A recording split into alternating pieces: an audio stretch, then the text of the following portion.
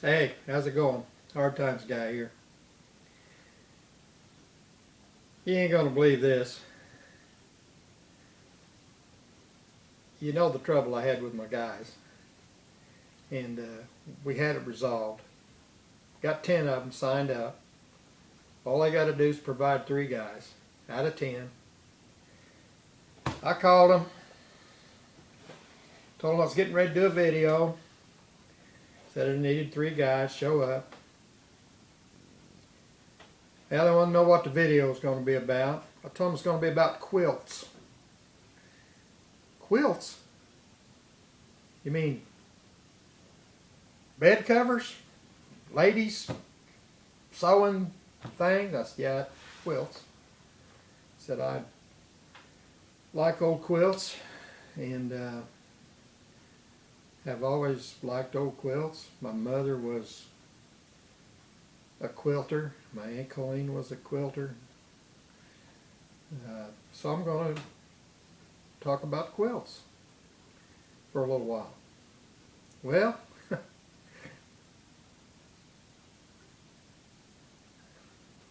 they couldn't, they didn't think they could sit still and listen to me talk about quilts. I mean,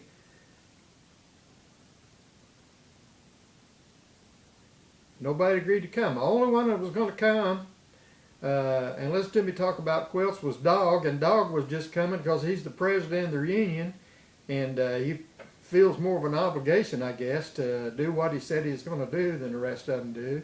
And like I said, Dog's related to me. That may have had something to do with it.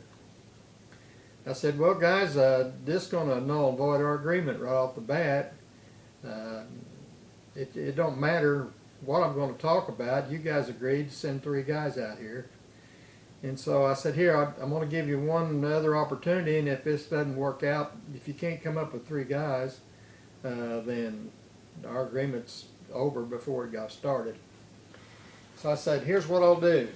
At the end of the video, with me talking about quilts, at the end, I will talk to you guys about what it takes to always win at pool. In other words, you will be, with this information that I'm going to share with you, if you have the understanding of it and the discipline of it to follow what I'm going to tell you, you will never have, you might have a losing session, but over a period of time, say it from this year to this year, you will never have a period of time where you lost money playing pool, if you'll listen to what I tell you. Hell, now all of a sudden, instead of 1, I got 9 wanting to come. 9 people wanting to come, so I had them work it out themselves, and I don't know how they come up with this motley crew, but I got, actually I got 4. I'm only paying 3, but I got 4. I got Junior, and I got Dog, and I got the Henry twins, Ray Bob and Jay Bird. So, did I get that right? Jay Bird and Ray Bob. Okay, yeah. Got the Henry twins, and Dog and Junior. So I want to talk about quilts. The first thing I want to say about quilts is quilts are another thing that have changed drastically over recent years. And by recent, recent to me is like the last 20 years. I know some of you listen to me may not have been born 20 years ago, but it just seemed like yesterday to me, 20 years. But there was a time when a good old quilt was worth a lot of money. I mean, they'd have a bunch of good old quilts that was like 100 years old, and they were good because they were good material that had been well taken care of. The colors in them were still bright. They didn't have holes in them. They didn't have worn spots on them. The craftsmanship and the workmanship of making them was exquisite. The stitchings were straight and fine, and on and on and on about what it took to make a good old quilt.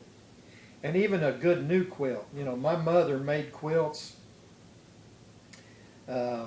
She loved to sew, and she made quilts most of her adult life. She would make the tops, and then she would hire somebody else to do the quilting, or Aunt Colleen would do the quilting for her, or she and Aunt Colleen would do it together, and Aunt Colleen did most of the quilting. But my mother made some magnificent quilts. And she contracted to make quilts sometimes from people that saw one of her quilts and appreciated what it was. Said, boy, I'd like to have one of those. What would it cost me for you to make me a quilt like that? And my mom was kind of like me in the when she made a quilt. She liked to not make the same quilt over and over and over again. She liked to make different ones and experiment with different patterns and different stitching and different techniques and different cloth and different colors. So she could make a really beautiful quilt, one that somebody wanted, and then if they wanted one just like that, she didn't really want to make one just like that. She wanted to let her creative juices flow on that next one. So, and sometimes she did. She would make one just like one she'd already made, but whenever someone required her to do that, they paid about double.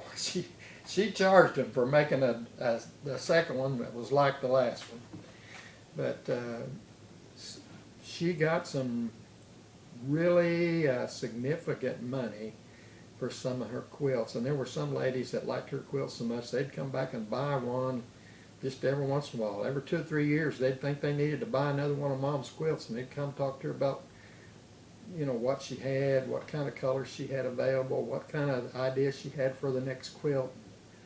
And Mom sold some really good quilts. And probably going to show you some of Mom's quilts before this video's over with.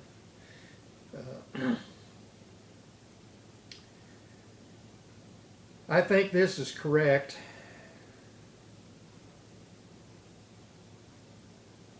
And I was going to ask my wife before I started making this video, but she's not here and she won't be back until probably getting close to dark, and I can't make a video in this room then because the lighting's not good enough without having something out there shining in my eyes. So decided to just go ahead and wing it with this quilt video. And I think, well, I'm pretty certain that all my children have a quilt that my mother made. In fact, I'm pretty certain that every grandchild that she had has a quilt that she made. If they don't have it, they had one and they've lost it or sold it or ruined it, or it got away from them somehow. I think she gave every grandchild she had, boy and girl, a quilt at some point in time. And I think some of the girls may even have more than one quilt because they finagled away to get extra quilts, either by somebody giving them to them or by buying them or finding them somewhere else and getting them. But so there's quite a few of my mom's quilts around. That before I publish this video, I might try to find some of them, and that way you can see them as the video goes on.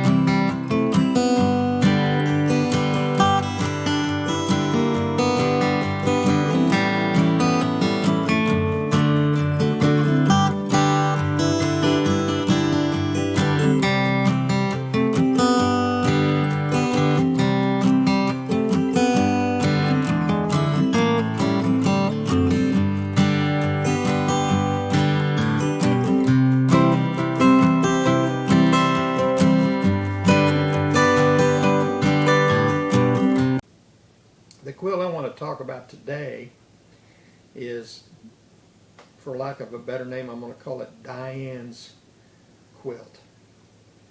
It belonged to my sister,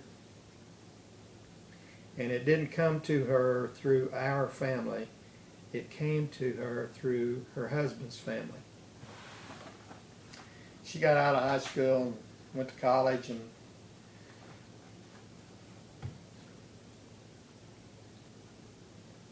she married her boyfriend from high school. His name was Toby Williamson.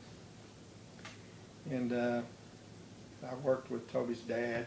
His name was Harry. He was an active volunteer at local sports leagues, baseball, basketball, boys club. So I knew Harry from the time I was a young boy. When I got a job at the General Motors plant, I hired into the same department that Harry was in. Harry helped me a great deal get acclimated to the job and learn things that I needed to learn to be good at what I was doing. And my sister married his son, Toby. And Toby was the only child that, I think his mother's name was Gertrude. Harry and Gertrude had one boy, a red-headed boy named Toby, and Diane married him. And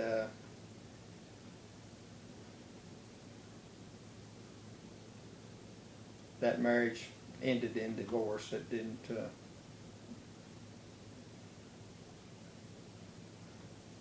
I can't get into why it did or any of the problems that caused Toby and Diane to split up, but I don't hold anybody personally accountable for any of it. But Toby's family was just like the rest of the world when it came to Diane. They loved her. I mean, she just was a person that people loved. And Toby's mother gave Diane a quilt that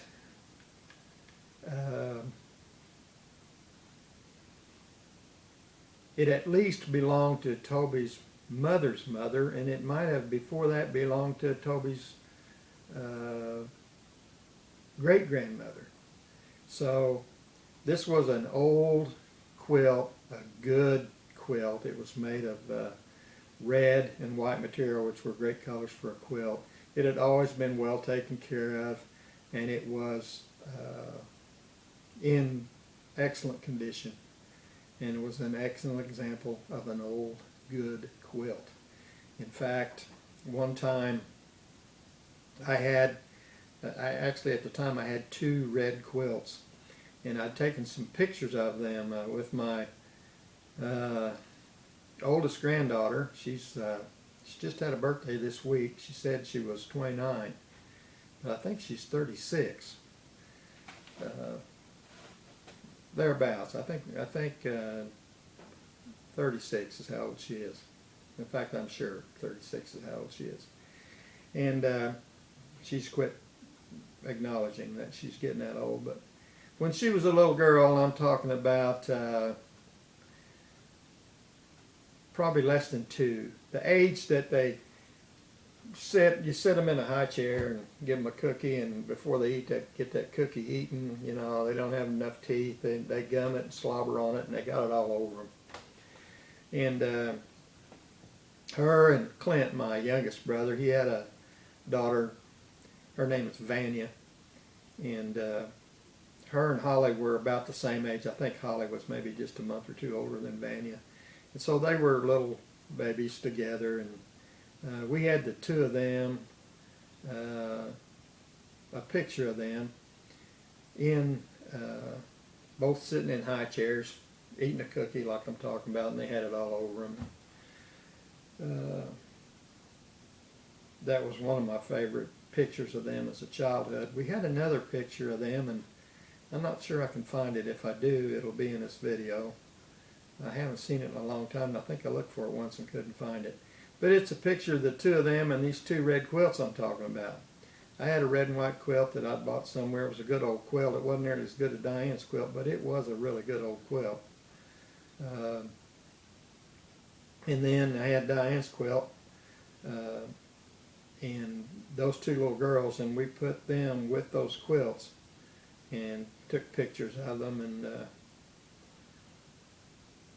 that picture always made those quilts special to me. Not special enough that I didn't eventually sell the one. I think I got $650 for the one I had that was mine, and I turned down way more than that for the one that was Diane's. And if your mouth just dropped open, I told you, quilts have changed in the last 20 or more years. Used to, a good old quilt brought a lot of money. I've seen them bring $3,500 for a quilt.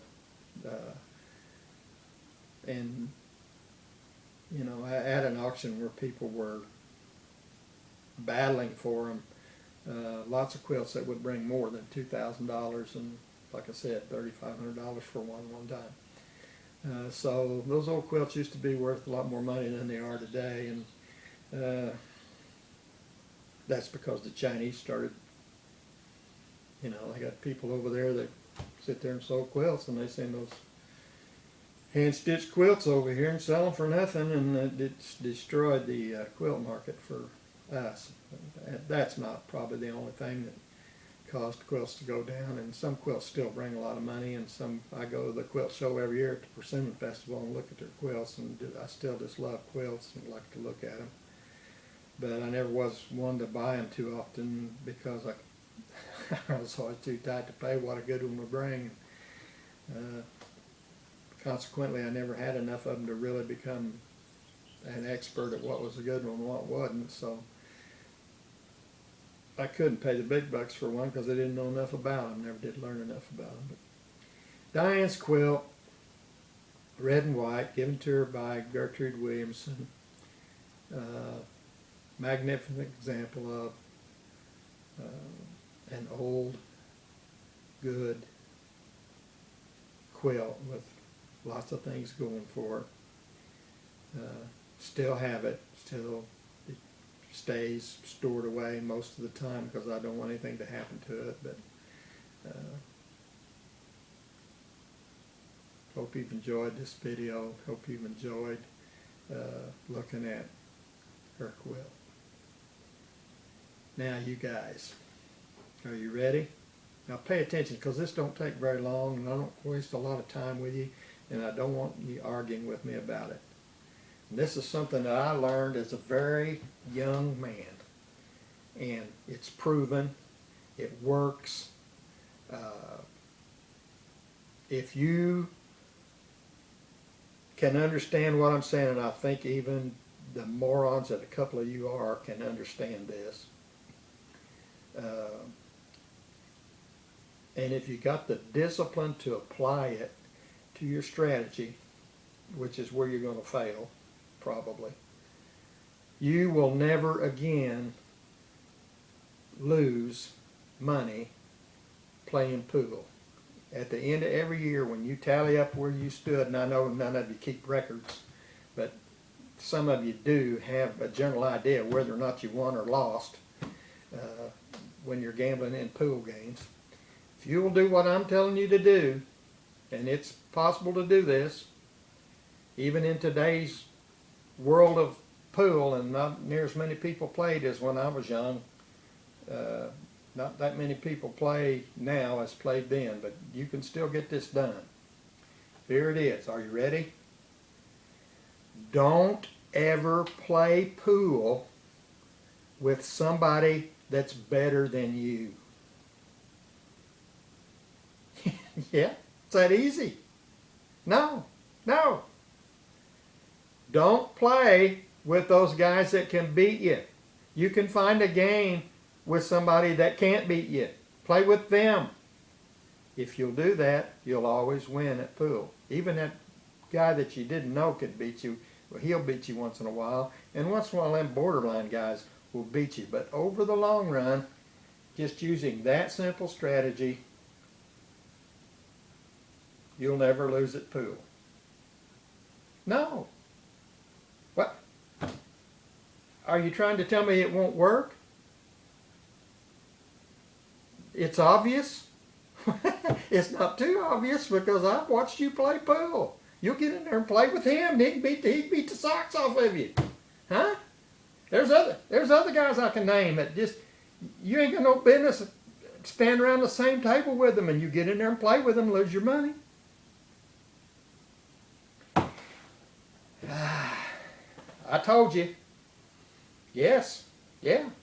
I told you. I don't know what we're going to do with them. You know, they are what they are. I'm the Hard Times guy. Subscribe to my channel. Watch my videos. Like them or dislike them.